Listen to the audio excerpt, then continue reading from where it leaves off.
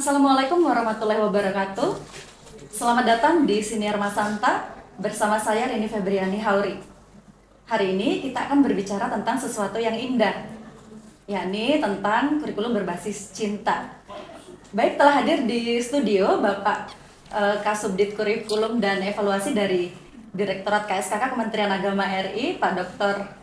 Abdul Basit. Gimana kabarnya hari ini, Pak? Alhamdulillah luar biasa.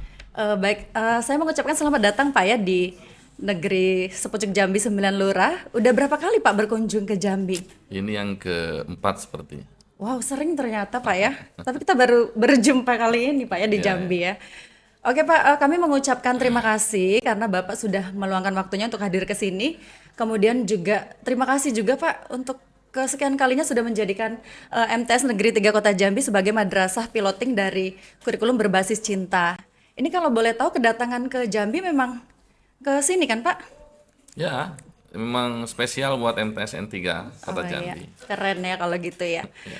Oke Pak, kalau kita ngobrol tentang cinta nih Pak, eh, ini kan baru-baru ini diluncurkan Pak ya oleh Pak Menak. Kenapa Pak harus ada kurikulum berbasis cinta sementara di negara kita juga sudah ada kurikulum-kurikulum yang lain. Sebenarnya kurikulum berbasis cinta itu sebuah model pembelajaran kah, pendekatan atau memang kurikulum yang memang akan menggantikan kurikulum lain di sekolah gitu? Ya, terima kasih Bu Rini. Dan tentu kehadiran kurikulum berbasis cinta di madrasah yang sudah di-launching oleh Pak Menteri Agama di Makassar, ini bagian dari komitmen Kementerian Agama untuk menghadirkan cinta di madrasah. Berawal tentu kekhawatiran Pak Menteri Agama terkait dengan situasi global maupun nasional, di mana kita memahami betul hari ini dehumanisasi perang di mana-mana, sepertinya orang-orang di luar sana lebih banyak muncul rasa kebencian terhadap sesama. Sehingga ini yang menjadi kekhawatiran Pak Menteri. Salah satunya juga tentu di kita ya, di Indonesia tentunya masih ada beberapa lah masyarakat kita yang tentu masih merasa tidak nyaman, tidak aman lah, begitu. Itu yang pertama. Yang kedua juga kerusakan lingkungan. Iya. Hari ini kalau kita lihat kerusakan lingkungan udah amat sangat masif. Banjir itu tidak hanya milik Jakarta hari ini. Iya. Banjir tidak hanya milik kota-kota besar. Sampai pelosok sekarang tiba-tiba ada banjir, ada longsor. Nah, ini juga yang kedua yang kemudian menjadi kekhawatiran Pak Menteri kita. Dan yang ketiga, ini bicara intoleransi. Ternyata ketika kita punya Bhinneka Tunggal Ika, sebagian kecil lah kita sebut masyarakat kita, ini masih belum memahami dan mengimplementasikan bahwa kita bisa hidup bersama dengan saudara-saudara kita, sehingga masih muncul intoleransi. Nah, tiga hal ini yang sebenarnya melatar belakangi kenapa muncul kurikulum berbasis cinta. Nah, kurikulum berbasis cinta posisinya tidak sebagai pengganti kurikulum nasional atau kurikulum yang existing hari ini yang berlaku di sekolah dan madrasah. Tapi justru kita ingin menitik beratkan KBC sebagai soul, sebagai jiwa, sebagai ruh dari sistem pendidikan di Indonesia. Sehingga ketika kurikulumnya apapun bentuknya, maka KBC akan selalu hadir di dalamnya. Oke, kalau kita berbicara tentang lingkungan tadi Pak ya, ini ada kaitan juga nggak sih Pak dengan program Kementerian Agama yang ekoteologi itu Pak? Ya, salah satunya itu. Jadi termasuk di dalamnya kan Pak Menteri kita itu juga menggagas terkait dengan ekoteologi. Baik. Tetapi tentu kalau bicara anti KBC, karena kita punya panca cinta dan salah satunya adalah cinta lingkungan, Ya. maka itu sudah ada di dalamnya. Jadi KBC amat sangat komprehensif sebenarnya. Iya. Baik Pak, mengenai konsep cinta sendiri Pak, kenapa itu harus diterapkan di dalam pembelajaran? Apakah cinta itu bisa dihitung secara kontekstual di dalam pembelajaran? Atau mungkin saya berpikiran begini Pak, apakah cinta ini kemudian dimunculkan dari pemikiran Barat atau Timur atau memang murni dari pemikiran eh, para teman-teman yang ada di Indonesia?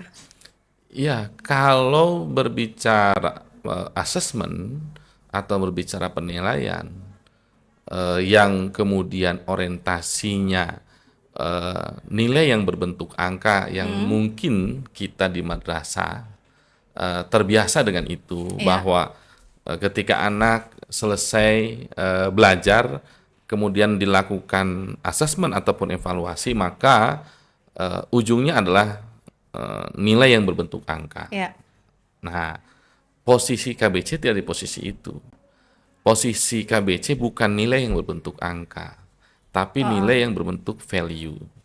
Oh gitu. Bagaimana kemudian ketika peserta didik kita mendapatkan nilai 95 di mata pelajaran tertentu, maka semestinya mereka juga memiliki nilai 95 dari sisi value.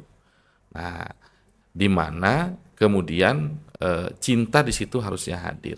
Nah, cinta yang dimaksud ini adalah sebenarnya yang pondasinya dari Al-Quran. Pak Menteri Agama selalu menyampaikan kalau Al-Quran di bahasa Pak Menteri diperas itu menjadi Al-Fatihah, surah Al-Fatihah. Surah Al-Fatihah kemudian juga diperas, maka ada di Bismillahirrahmanirrahim, dan Bismillahirrahmanirrahim itu apa namanya, kuncinya ada di Rahman dan Rahim. Jadi kalau ditanya dari mana dasar KBC ini lahir, sebenarnya dari Al-Quran. Bagaimana Rahman dan Rahim ini menjadi roh pendidikan di madrasah. Kalau guru, siswa, semua beraktivitas, semua menjalani kehidupan di madrasah didasari dengan Rahman dan Rahim, maka apa yang dikhawatirkan oleh Pak Menteri yang 3 tadi, Iya. itu di masa yang akan datang semestinya tidak terjadi. Tidak ada lagi peperangan, karena peperangan atau apapun bentuknya itu kan pasti muncul dari kebencian.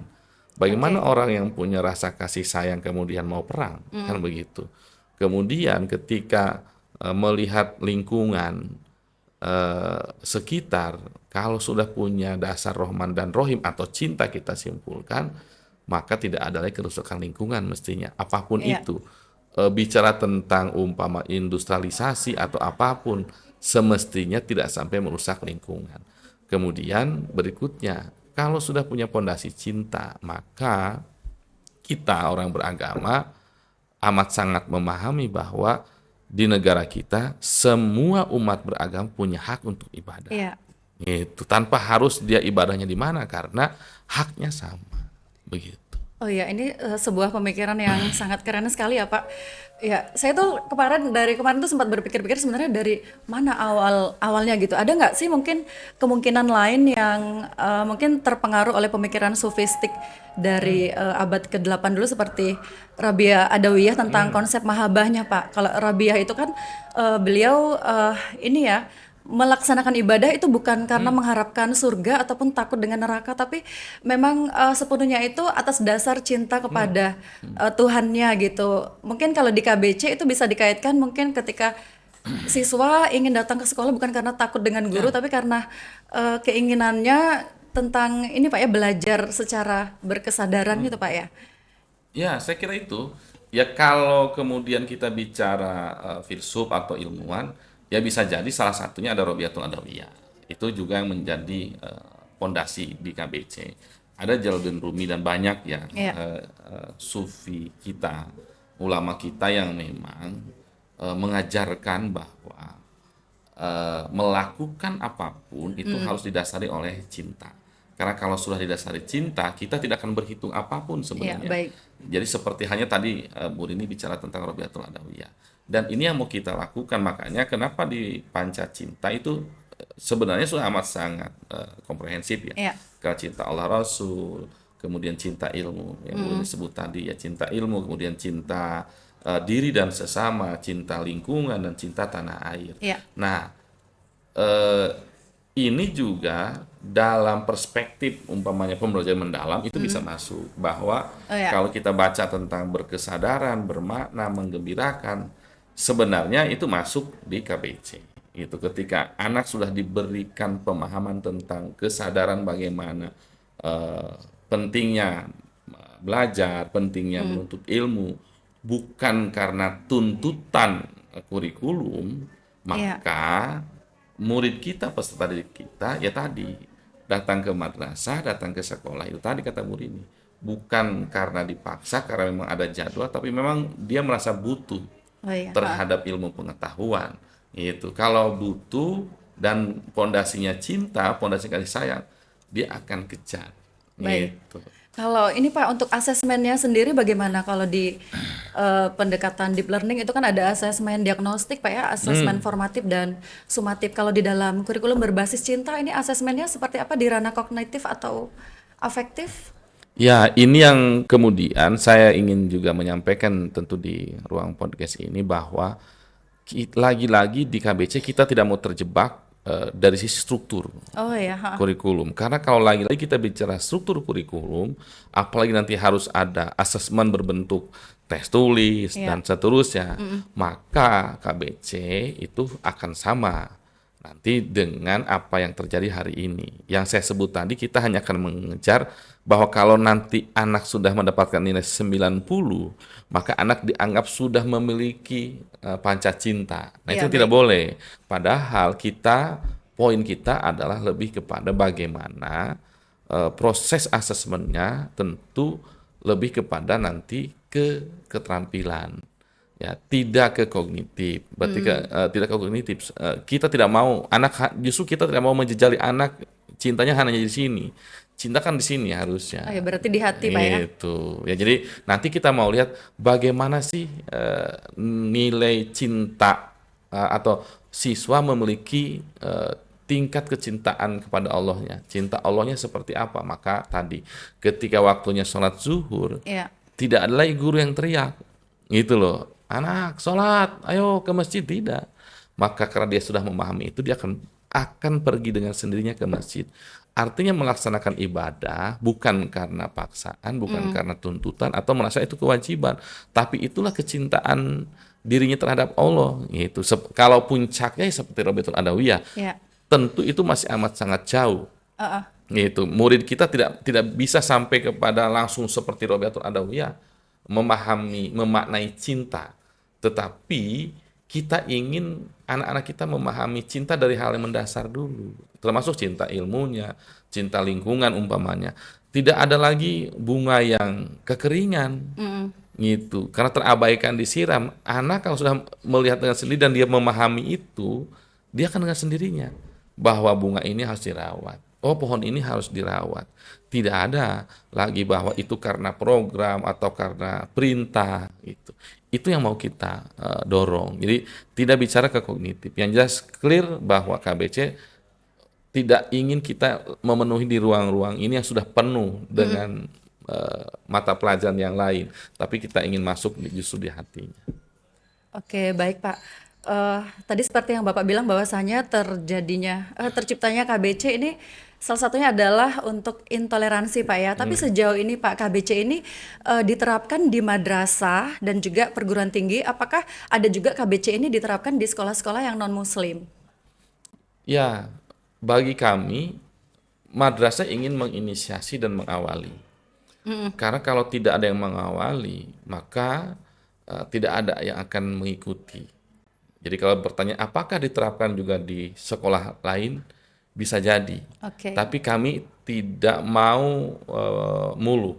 Prinsip kami ingin memulai dari diri kita. Baik.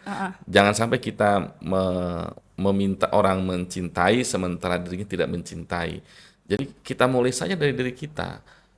Kemudian bahwa konsep ini akan diikuti, saya kira itu hal yang baik karena yang kita tebarkan kan kebaikan, gitu. Maka itu mungkin berdampak. Hari ini sebenarnya teman-teman sudah mulai bergerak di Kementerian Agama. Selain di madrasah, hari ini perguruan tinggi sedang juga menyusun. Pontren kemarin sudah diskus dengan kita. Agama lain yang sudah sempat diskus itu agama Hindu.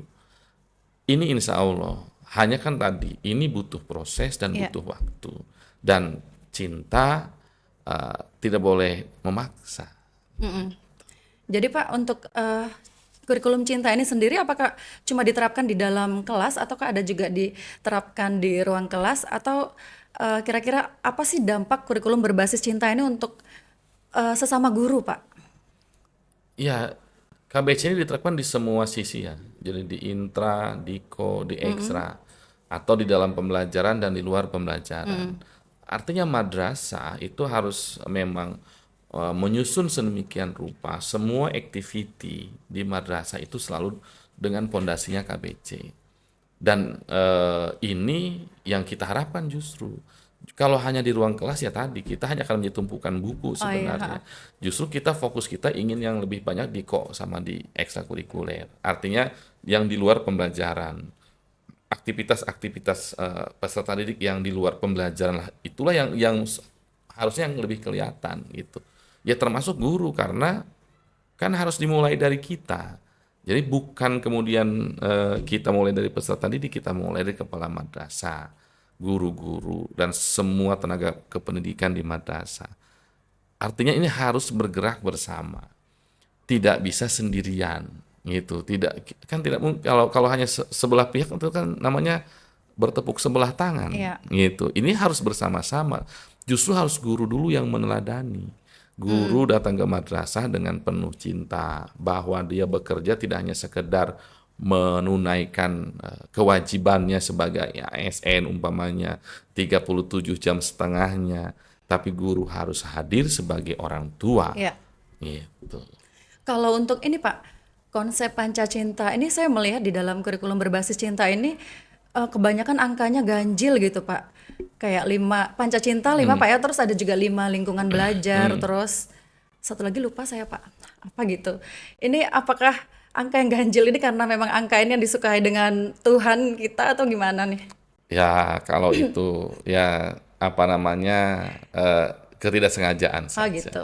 Yang jelas bahwa setiap angka pasti kan punya makna. Baik, karena sebelumnya ada 6 Pak, kok tiba-tiba berubah menjadi 5? Itu gimana tuh?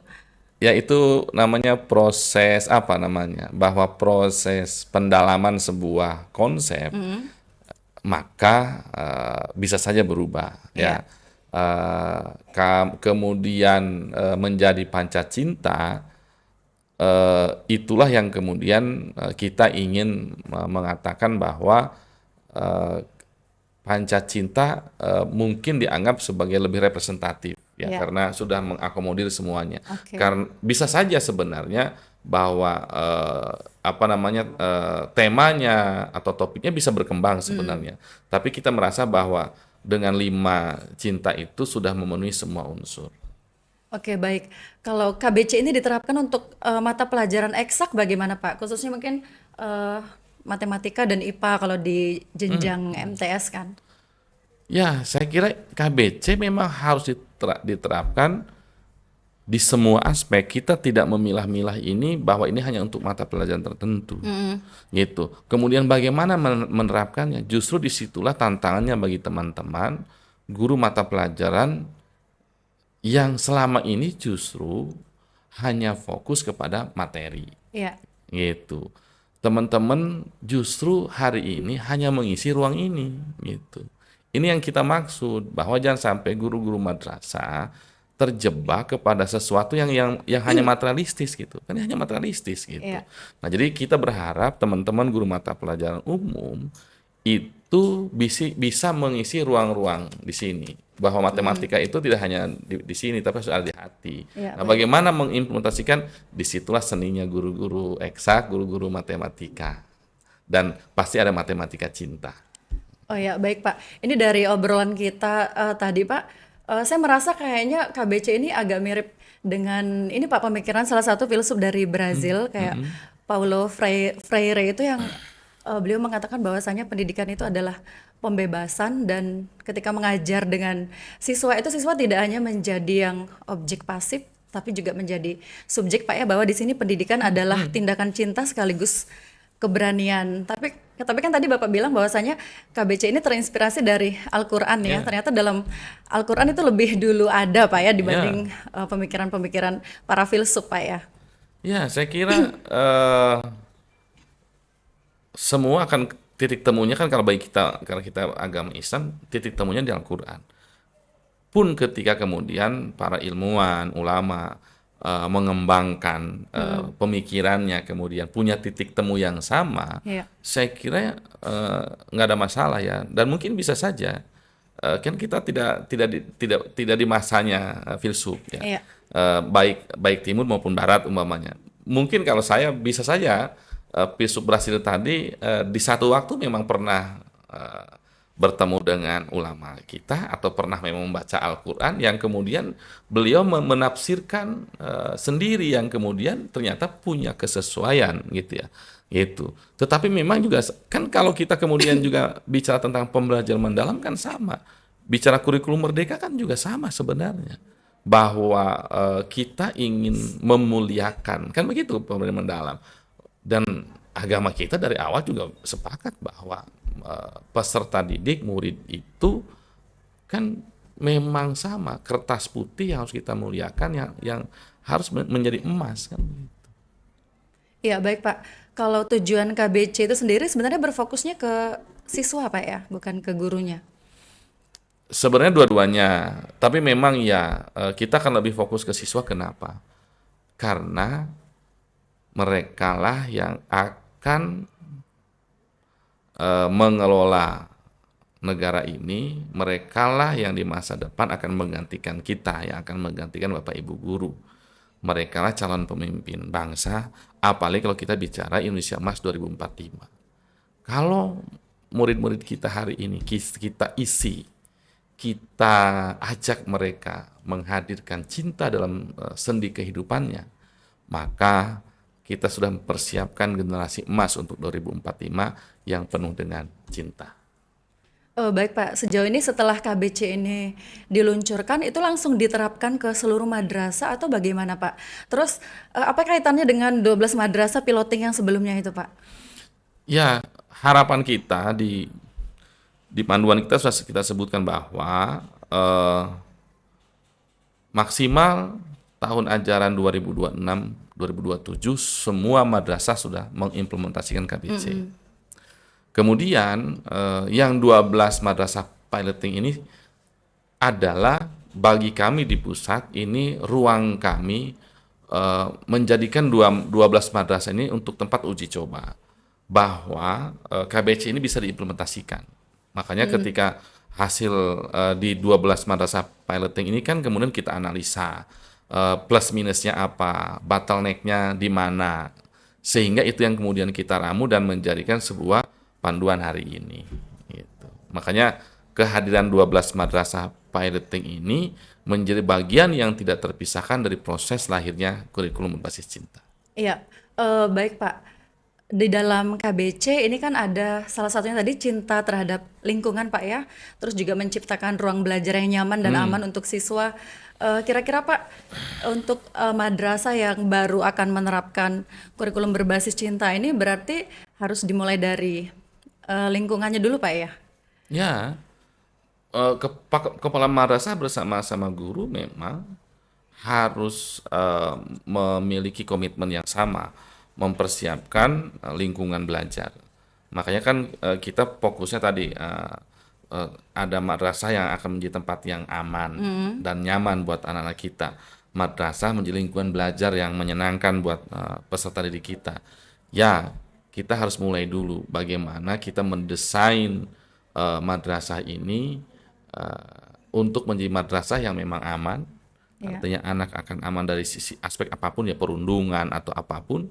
Kemudian juga anak akan senang belajar di madrasah, kan begitu ya. Dan tentu kalau sudah itu yang terjadi, maka kita meyakini bahwa anak-anak kita akan mencapai puncaknya ketika dalam proses menuntut ilmu.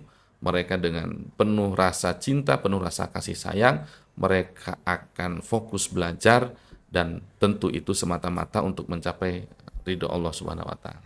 Baik Pak, harapan Bapak kira-kira untuk para guru dan para siswa di Indonesia ini gimana Pak tentang kurikulum berbasis cinta ini?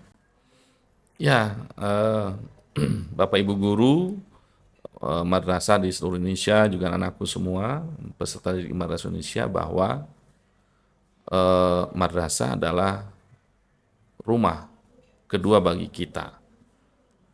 Yang pasti di dalam rumah itu harus penuh dengan kegembiraan, penuh dengan kasih sayang. Maka harapan kami adalah jadikan madrasah sebagai tempat kalian bersama-sama Bapak Ibu guru untuk menuntut ilmu, untuk melahirkan generasi emas 2045 yang tentu dengan pondasi kasih sayang.